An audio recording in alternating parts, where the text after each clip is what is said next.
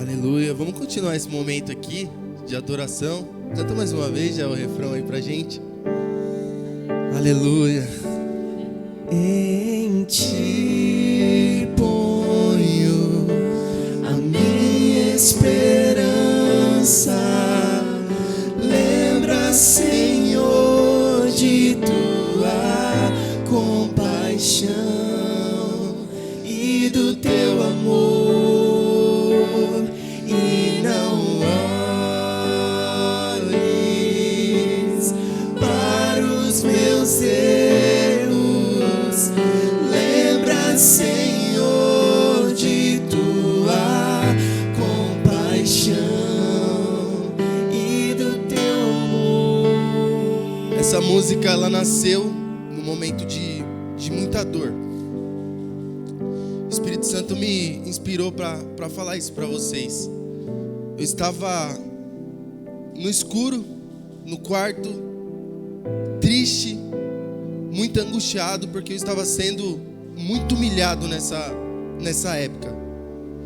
No meu trabalho, por uma pessoa que era completamente narcisista, mostrava que queria o meu bem, mas me humilhava. Mostrava para mim que eu só estava ali porque ela me aprovou, porque ela me colocou ali. Isso me trouxe uma doença na alma, uma angústia na alma, onde o Espírito Santo falou assim: vai escrever que eu vou te curar. E eu comecei a falar: Senhor, me perdoa pelos meus erros, de não conseguir ultrapassar essa tristeza profunda. Mas lembra que o Senhor me prometeu. Lembra que o Senhor disse que eu iria vencer. Esteja comigo. Eu estou te dizendo isso porque talvez você esteja numa situação parecida. E saiba que uma oração muda o jogo. Um posicionamento muda o jogo. Quando você diz: Senhor, lembra das promessas que o Senhor me fez, como Davi falou. Quando você diz isso, quando você ora e se posiciona dessa forma, algo no mundo espiritual acontece. A cura vem. E hoje eu consigo dizer que eu vivo um conceito real na minha vida, que Cristo plantou na minha alma. Seja crítica ou seja elogio, nada pode nos afastar do amor dele. Seja palavras de maldição ou palavras que afagam o seu ego, que te deixa inflado, nada pode ser capaz de te afastar do propósito que ele colocou no seu coração. Não olhe para o homem, mas quando você se sentir oprimido, humilhado, fracassado, ore e diga: lembra, Senhor, das promessas que o Senhor me fez. Eu não sou isso que eles estão falando, eu tenho uma identidade em ti. Aleluia. Pode cantar mais uma vez, Jé? Agora cante com convicção isso. Em ti ponho a minha esperança. Lembra, Senhor, de tua compaixão e do teu amor, e não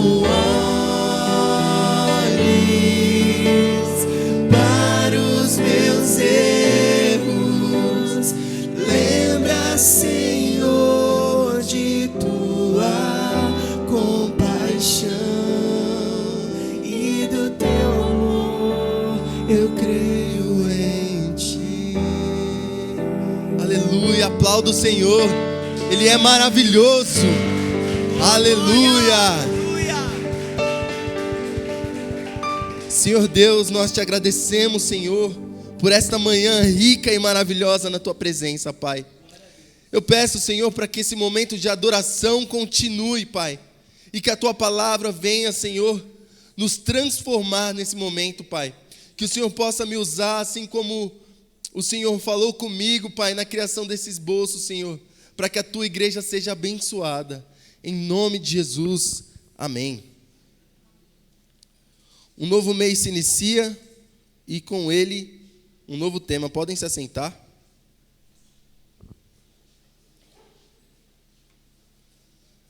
E o tema do mês é o cristão comprometido com a verdade.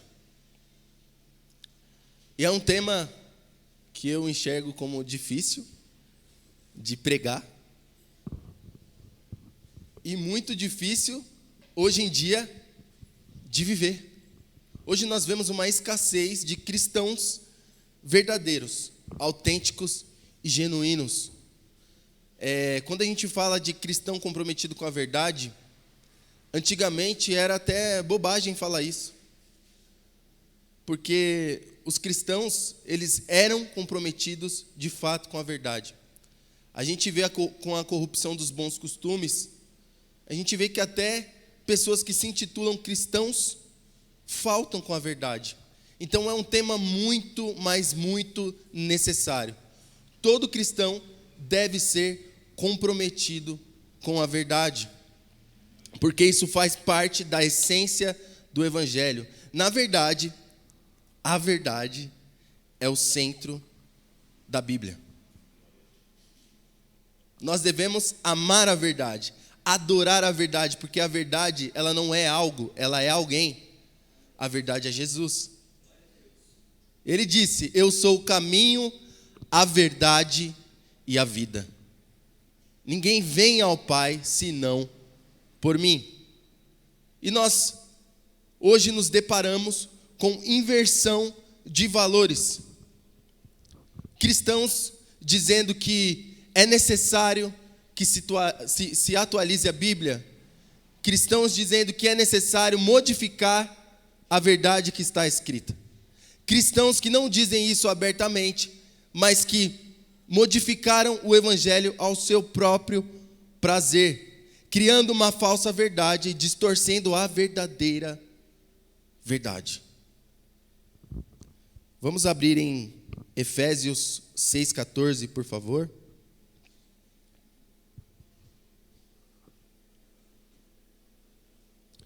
Assim, permaneçam firmes, cingindo-se com o cinto da verdade, vestindo-se com a couraça da justiça. Olha aqui, é interessante, Efésios aqui ele vai tratar da armadura de Deus. Mas olha o que vem primeiro, o cinto da verdade. Se a verdade não revestir primeiro o cristão, se não for o primeiro acessório do cristão, todo o resto, toda a armadura, ela é invalidada. A verdade é o princípio pro cristão. Então, quando nós formos orar, nós temos que pedir para Deus para que a nossa alma se alinhe com a vontade dele, que é sinceridade. Deus, quando ele analisa as nossas orações, ele procura transparência.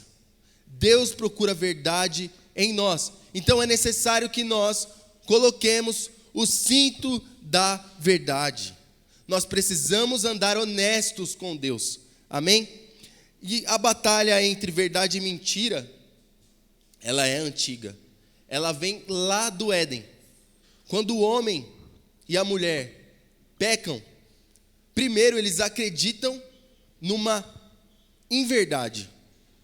Satanás ali numa serpente planta dúvida no coração da mulher e distorce a verdade que Deus havia dito para o homem e para a mulher.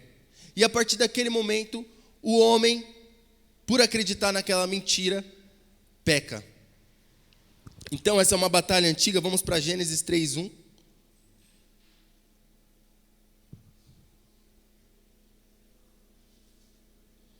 A cobra era o animal mais esperto que o Senhor Deus havia feito. Ela perguntou à mulher: é verdade que Deus mandou que vocês não comessem as frutas de nenhuma árvore do jardim? A mulher respondeu: podemos comer as frutas de qualquer árvore, menos a fruta da árvore que fica no meio do jardim. Deus nos disse que não devemos comer dessa fruta, nem tocar nela. Só uma pausa aqui.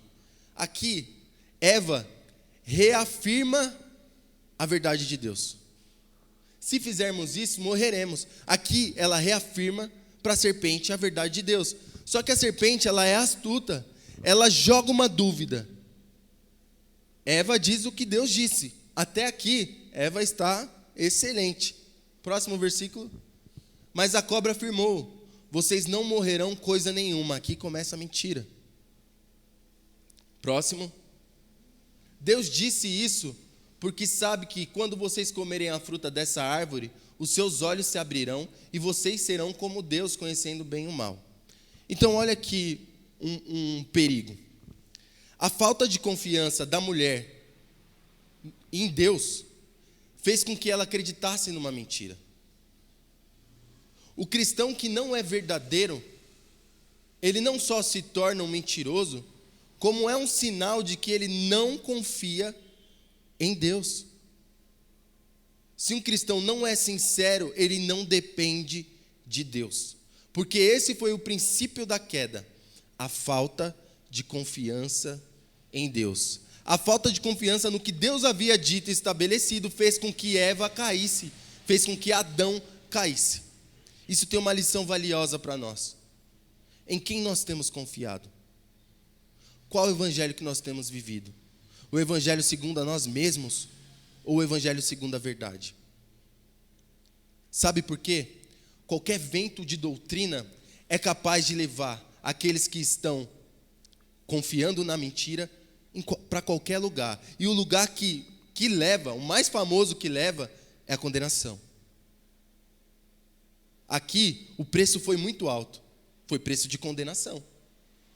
Aqui o homem selou a sua própria condenação. Quando o homem deixa de confiar em Deus, quando o homem deixa de acreditar na palavra e na direção do Senhor, ele cava a sua própria condenação.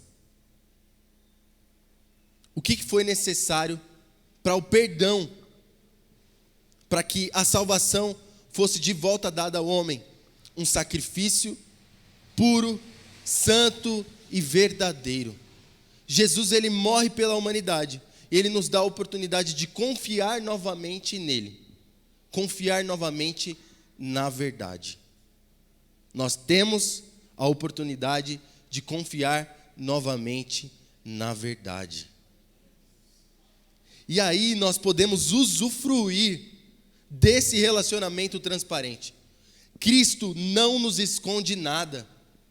Ele diz lá no livro de João que nós não somos mais escravos, mas nós somos amigos, porque Ele revelou os segredos do Pai. Olha que relacionamento sincero que Jesus tem para com a sua igreja. Olha o relacionamento transparente e honesto que Jesus tem para comigo e com você. É um relacionamento pautado na verdade. E esse tema aqui é para deixar esse relacionamento completamente fortalecido, porque nós precisamos ser sinceros e honestos com Ele. Muitas vezes nós nos escondemos como Adão e Eva quando pecaram. Muitas vezes nós vemos a porta do nosso quarto aberta e ao invés da gente entrar e se relacionar com Jesus, nós fechamos e ficamos do lado de fora. Nós preferimos contar as verdades das nossas vidas para pessoas, para outras pessoas, mas nós não contamos para Ele muitas vezes. Nós às vezes oramos como hipócritas, como fariseus. Ó grande Senhor, abençoa. A gente fala coisas que a gente falou ontem. Deus não quer isso. Jesus não quer isso. Eu vou mostrar o que Jesus quer, que fica aqui em João 4, versículo 23. Mas a hora está chegando, e de fato já chegou, em que os verdadeiros adoradores adorarão o Pai em espírito e em verdade, pois são esses que o Pai procura para seus adoradores. Se você quer ter um relacionamento íntimo com Jesus, transparente, adore em espírito e em verdade. O cristão que é comprometido com a verdade, ele também é um adorador. A adoração dele é aprovada porque é sincera. Eu tenho um exemplo de sinceridade que se chama Davi. Todos conhecem, não é o que canta aqui, é o da Bíblia. Davi, ele era sincero com Deus em todas as situações. E é isso que Deus espera de nós. Porque depois que o pecado entra no mundo, nenhum ser humano está livre 100% do pecado, da sua influência. Mas nós escolhemos nos separar. E escolhendo nos separar, nós também conseguimos entender as nossas limitações. E são nessas limitações que nós devemos orar, para que Deus repouse o poder dele na nossa fraqueza. Davi fazia isso muito bem. Davi, quando ele peca, quando ele trai a confiança de Deus, ao invés dele fazer como Saul fez, Saul ele se colocou numa postura arrogante de como ele fosse alguma coisa. Se ele fosse, ele era de fato um rei, mas ele se colocou numa postura de que eu sou intocável, eu vou continuar na minha posição e acabou, sou o rei. Davi, sendo o rei, ele diz a Deus: tira tudo de mim, pode tirar tudo de mim, só não tira de mim o teu espírito, a tua presença. Aquele clamor foi um clamor sincero. Davi, ele joga para Deus todas as verdades da vida dele, desde o nascimento até aquele momento. E Deus se agrada daquela oração. Mas Alan, o que Davi fez foi muito grave, ele pecou de modo muito grave. Talvez o que Saul fez na nossa balança foi menor do que o que Davi fez. Mas o que moveu o coração de Deus foi Davi olhar para ele e ver o quanto ele era pequeno. E o quanto ele dependia de Deus. E o quanto ele não poderia viver sem Deus. Davi, de todo o seu coração, ele se abre e é sincero. E ele alcança o perdão. O perdão que ele alcança por vias da sinceridade, da verdade, não o livra da consequência, mas o mantém na presença. Saiba que muitas coisas que a gente faz hoje, que a gente, na verdade, vive hoje, nós estamos colhendo de uma plantação antiga. Sejam elas boas ou ruins. Saiba que esse fruto amargo que muitas vezes nós saboreamos, de fato a gente tem que passar por isso. Mas a sinceridade diante de Deus e a vontade de viver na presença dEle, de viver o novo, faz com que esse quadro seja mudado. A verdade nos leva a viver o propósito que Deus escolheu para nós. Independente do que você fez no seu passado, se você for sincero com Deus hoje, se você colocar diante dEle a sinceridade, colocar o seu coração para jogo, a sua vida é mudada. Aquilo que você não colheu até hoje, que você desejaria colher, até que Deus te prometeu, será colhido 100 vezes mais. Deus tem honra e restituição para filhos que se humilham. A palavra diz que aquele que se humilhar será exaltado. Vai comer no banquete. A sinceridade e a verdade te leva a comer no banquete que Deus preparou para você. Amém?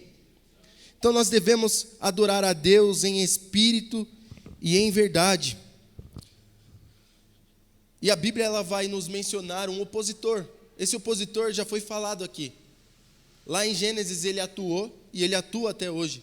Satanás, ele é o pai da mentira. Está lá em João 8. Então nós vemos que Satanás ele influencia o mundo. Antigamente no Velho Testamento, ele influenciava de outras formas. Era uma energia ali, uma influência mesmo, mas ela não era velada, só que ela estava ali através das guerras, dos inimigos de Deus. E no Novo Testamento nós vemos um outro tipo de influência, de ação de Satanás, já se materializando não, mas incorporando em pessoas, os demônios agindo ali em conjunto, e ele deixando claro que ele está aqui para dominar esse sistema. Ele deixando claro que ele está aqui governando este mundo. Hoje nós vemos Satanás de modo velado, na mídia, na influência no meio da família, querendo destituir a imagem de homens, posição de mulheres, querendo destituir o sexo, falando que você pode ser o que você quiser, colocando e jogando mentiras dentro da nossa casa, colocando e jogando mentiras dentro da sociedade. Mas eu quero dizer para vocês que a igreja que é comprometida com a verdade, o cristão que é comprometido com a verdade, ele vive sob a influência da cultura do reino dos céus. E sob essa cultura ele educa os filhos. Sob essa cultura ele instrui o marido, instrui a esposa. Sob essa cultura ele impacta a sociedade. Nós temos um adversário, mas quem está conosco é Senhor de todos os senhores, é Rei dos reis, Ele é soberano e Ele nunca perdeu batalha. O cristão comprometido com a verdade, ele luta a guerra sabendo que é vencedor. Porque por conhecer a verdade, ele sabe que está liberto das amarras do pai da mentira. Jesus disse: conhecereis a verdade e a verdade vos libertará. Nós temos isso cravado em nosso peito. Nós temos esse selo. O Espírito Santo nos selou para que em dias de mentira nós vivêssemos a verdade. Aleluia. É esse Deus que nós servimos. O padrão de vida do cristão: viver na verdade. Sem a verdade, o cristão está vulnerável. Sem a verdade, o cristão está desprotegido. Sem a verdade, você é alvo fácil. Porque a verdade, ela não é só um conceito. A verdade, ela não é relativa. Apesar do mundo colocar uma verdade relativa até nas coisas que nós falamos de Deus. Ah, mas isso é interpretação. Esses dias um colega postou sobre o conflito de Israel e Irã, como se Israel fosse completamente errado.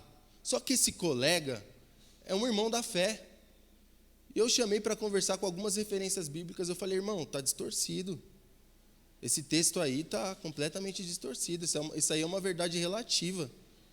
A verdade absoluta é essa. Ele falou assim: irmão, eu não vou duvidar. Aí ele meio que deu uma esquivada. Mas as pessoas estão distorcendo a verdade, não só nesse campo aí geopolítico, mas a própria palavra de Deus em si está sendo distorcida como uma verdade relativa. Hoje nós vemos igreja inclusiva. Olha que absurdo. Igreja inclusiva. O que é isso? Essa verdade é a verdade do inferno. Cristo não compactua com mentira. Cristo não compactua com pecado. Se você faz parte, você que está assistindo, em tempo e fora de tempo, se você faz parte desse pensamento de igreja inclusiva, mude para você não morrer como maldito.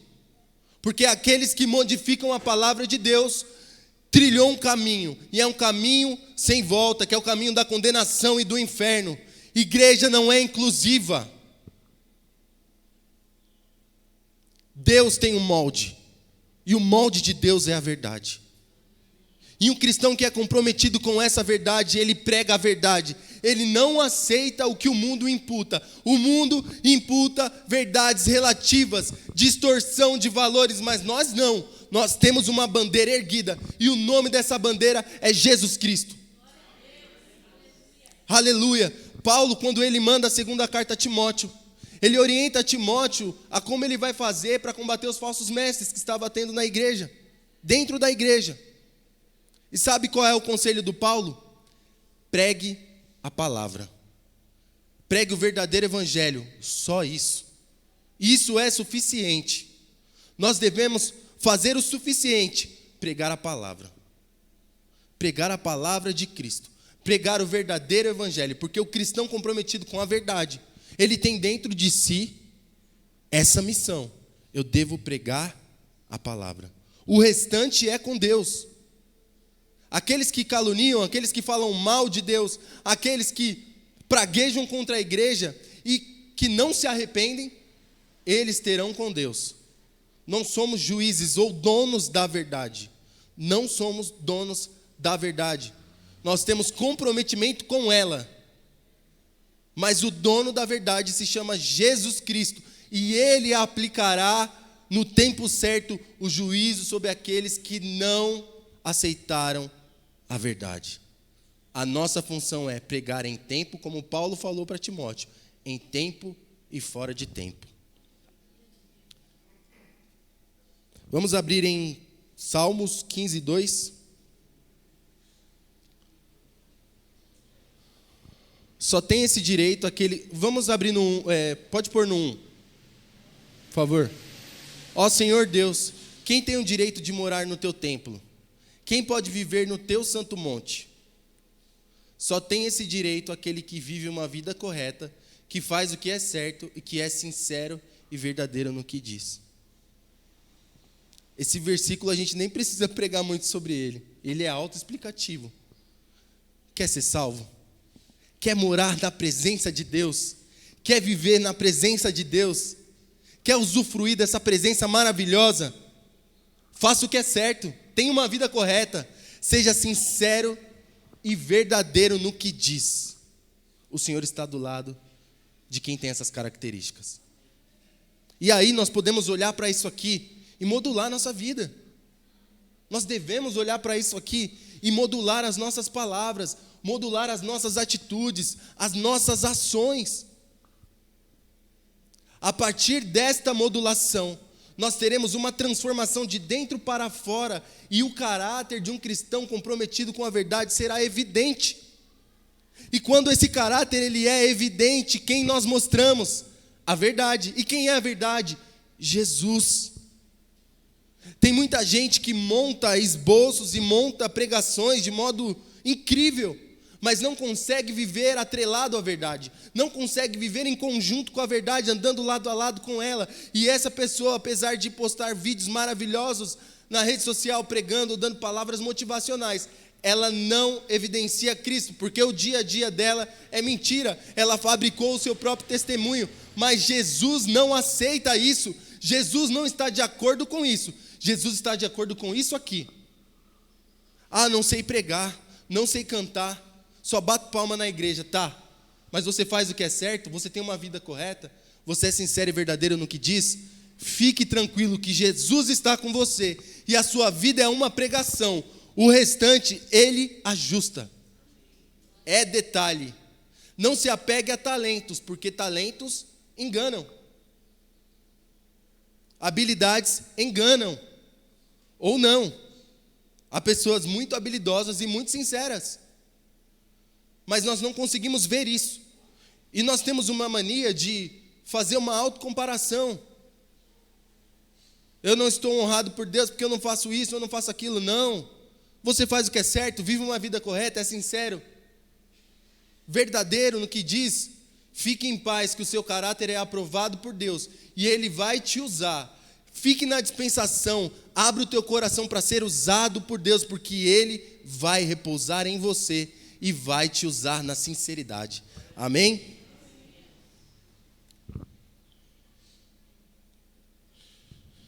João 1 João 1, 8 e 9.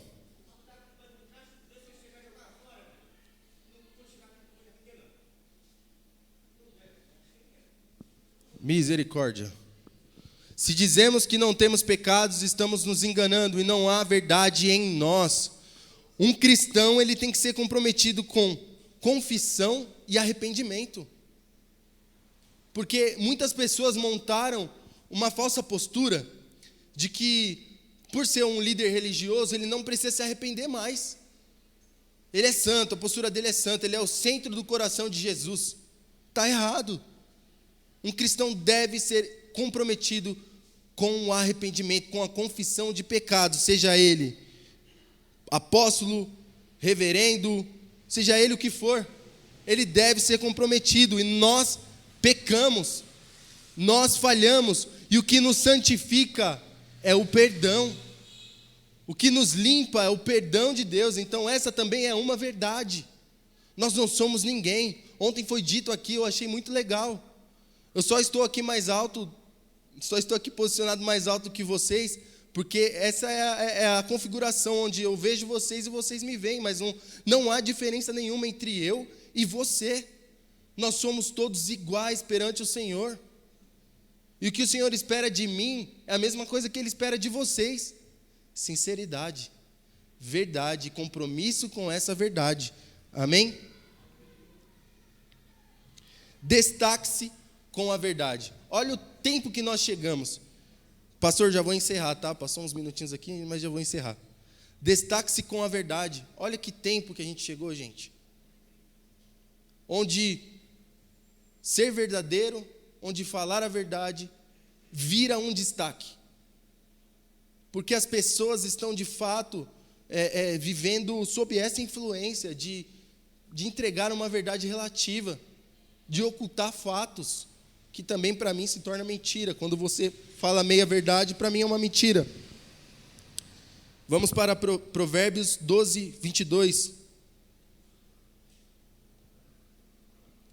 O Senhor Deus detesta os mentirosos, porém ama os que dizem a verdade. Então, nessa sociedade onde nós vemos muitos mentirosos, e eu acho que o que mais oriunda a mentira nesses tempos de hoje é a fome de poder, é aquela vontade de crescer desenfreadamente a qualquer custo. Deus detesta, abomina os mentirosos, porém, Ele ama os que dizem a verdade. Então, destaque-se com a verdade, com o lado correto, diga a verdade, tenha a consequência que tiver, doa o que doer. Aquele que diz a verdade, que tem um compromisso com ela, é amado por Deus, anda com Deus, e no tempo certo, no tempo oportuno que o Senhor preparou, viverá honras. Amém? Eu quero agradecer pela oportunidade. Vamos aplaudir ao Senhor? Ele é bom, aleluia.